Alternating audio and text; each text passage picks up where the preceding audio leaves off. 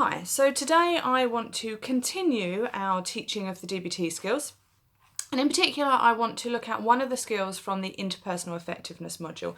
Now, this module is all about communicating with other people, getting our needs met in interpersonal situations, maintaining those relationships as well, and doing so in a manner that really builds our self-esteem so we feel better about ourselves. So in particular today, we are going to look at one of the skills which is about getting our objectives met. So a skill that is really helpful in getting our needs met in a situation. And that can be really tricky sometimes when we get anxious or we get worried about what we're going to say, how we're going to say it, or how the person is going to respond to us as well. So this skill that I'm going to talk about really sets up a nice script or a bit of a crib sheet of how you can have conversations with somebody to get your needs met in that situation. So the skill that we're going to look at is called DEARMAN, which is a lovely acronym which really helps you remember the different steps of this skill that you can work through when you're in a conversation with somebody else. Now you can either use this skill off the cuff, so when you're in a conversation you can bring it to mind and that can really help you guide the conversation. Or you can use this as kind of setting up a script. You can have a bit of a practice beforehand. Write out what you're going to say. You can practice it in front of the mirror as well. So when you go into that situation, you can be really confident in what you want to say to that other person, which is really, really helpful in managing some of that anxiety that comes up sometimes. So as I say, we're going to look at a skill called DEARMAN, and I'm going to take you through each of the letters of that and work through an example as well, so you can really seem to understand how it works in practice as well. So if we think about the first letter is D, and D stands for describe. So when you first start a conversation with somebody, you really need to describe to somebody what you're going to be talking about. And that's making sure that everybody is on the same page. Now, I know I've done it before. I've started a conversation with somebody thinking they know what I'm talking about, and actually they haven't got a clue. And that just starts the conversation off really confusing. So our D of DEARMAN is about describing the situations and really focusing on the facts in that, being very factual with what you're putting out there for the other person so they understand where you're coming from and then both parties are on the same page. So if we think about an example, so maybe one I've had recently, I've been meeting up with a friend a couple of times, but each time we meet up she tends to turn up late. And by late I don't really mean 5 minutes. She tends to turn up about 20 minutes late, half an hour late. And that can make me quite anxious and can make me quite irritated as well. And so DEARMAN might be a really good skill to use.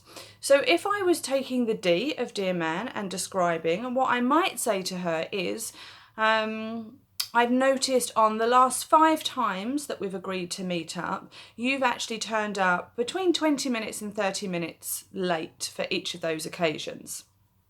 So very clear, very factual. I didn't say every time. I didn't over-exaggerate the time. I was very factual with the information that I put out there. I now know what I'm going to have a conversation about, and so does she. So following on from the D, we have E, and E is about express. Now this is really the part of the skill where you express how you feel about that situation. And in this part, it's really helpful to start with I statements. So I feel, rather than you made me feel. And it just takes the accusation out and it makes the conversation a lot more free-flowing as well. So in the example I gave, I might say to my friend, I feel really anxious when you turn up late and I worry that something's happened to you, you've been in an accident, or I worry that you're not going to turn up again. And that can also make me feel quite irritated as well. So that really helps let the other person know why you're having this conversation and how the conversation is kind of going to go and how they can then take on board how you're feeling in that situation. If we move on, we then have A, and A stands for assert, and this is about where you really ask for what you want. Remember, this skill is about getting your needs met. So assert is by saying what you actually want in that situation. Now, I know we can all kind of do that, maybe, if possible, and we really need to think about being very clear in what you want. Otherwise, the other person doesn't know. So what I might say in our situation is, I would really like it if next time we meet, you could turn up on time at the time that we've specified. Moving on, we then have R. So R is about reinforce. Now, this is quite a tricky one because while this is about meeting your needs, we also need to give the other person a reason that they want to meet your needs. And that's for all human beings. If we're helping other people, we generally want to get something out of it as well. So reinforce is about telling the other person what they are going to get out of this situation if they meet your needs. So in my situation, what I might do is say to the other person, if you could turn up on time, I would be less irritated and then we would have a much nicer time together. So they can then see that actually by helping meet my needs, they get some benefit from it as well. That kind of give and take in a relationship. So the dear part of Dear Man is really a script and setting out what you're going to say to the other person. Moving on to the man bit, the man bit is a bit more about how you're going to do it in a situation and the things that could derail your conversation sometimes that happen. So if we think about the M stands for mindful in this situation. Now we all know sometimes we can be having a conversation with somebody and they all of a sudden start talking about something else or they try and sidestep what we've been saying. So being mindful in this situation is noticing when that happens and making sure that you stay on track with things. And that has two components to it. The first one being broken record.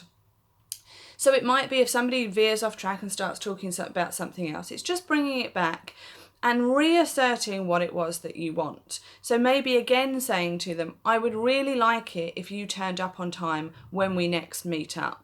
And you don't have to think about another fancy way of explaining it to them. You've already set it out for them. So it's using that broken record technique to just say the same thing again very clearly and very calmly so that they then can't take you off track and we don't miss the point of the conversation. The second part of mindful is ignoring attacks. What can also happen sometimes in situations is that people can get quite defensive, especially when you're bringing up something maybe that they've done that's made you unhappy. So if we think about the conversation that I've been having in this scenario, what might happen is my friend might say to me, oh, well, yeah, remember the time that you turned up late and remember the time that you did this and you're not perfect either. And that can derail the whole conversation and lead you down a path that actually doesn't meet your needs. And that's fine if that's what that person wants to say, but in terms of using our skills, we just want to ignore those attacks. So allow them to say that and just continue with what you're saying, going back to your broken record and saying, I just want you to turn up on time when we next meet. So if we then move on to the A in Dear Man, that's about appearing confident. Now we can do this in many different ways. One of the ways we can do that is posture. So we need to have quite an upright posture, shoulders back. Because if we go into a conversation hunched over, looking down, then people don't always take us that seriously. So we need to sit upright. We need to have quite a firm tone of voice, so not a harsh tone of voice, but quite firm. We don't want a gentle whispering so people can't actually hear what we're saying. We don't want to be saying lots of ums and if you don't mind. We really need to think about how we present ourselves in that situation and make sure that we are appearing confident so that person actually listens to us and pays attention to what we're saying as well. Moving on to the last letter, and that's N, and that stands for negotiate. Now, there will be some situations where there is no negotiating. There is very hard, fast lines of this is what I want and this is what I'm expecting from you.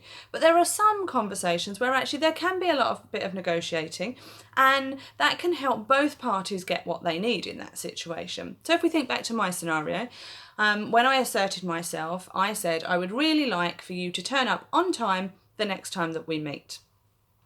Now getting to N, what I might say to negotiate a bit in there is say, actually I understand that sometimes we can't always turn up on time. Other things happen in life. The bus runs late or the dog runs out of the house and you have to go and catch the dog and you've got to deal with all of that before you go and meet your friend. So for negotiate, what I might say is, if you can't turn up on time, please could you just give me a ring, text me, WhatsApp me, just to let me know that you are on your way, that you're running late. And then that will ease my anxiety and ease my irritation as well. So we can see how there can be a bit of give and take in situations as well. So that was a really quick run through of the DEARMAN skills. And remember, those DEARMAN skills are there for our objective effectiveness, getting our needs in a situation met. And so just running through those, remembering that D stands for describe, E stands for express, A stands for assert, so make sure you're sure on what you're asking for there. R stands for reinforce. M stands for mindful, and under that we have broken record and we have ignore attacks. A stands for appear confident, and N stands for negotiate. And so these are really, really good skills for you to practice. Go away, write them down, practice writing out a script, practice reading them in front of a mirror or to a close friend of yours. And the more you practice this skill, the more it will run smoothly when you're then in a situation, to have a way of talking to somebody that is very clear for you and for the other person, and makes it very clear what you need from that person in that situation.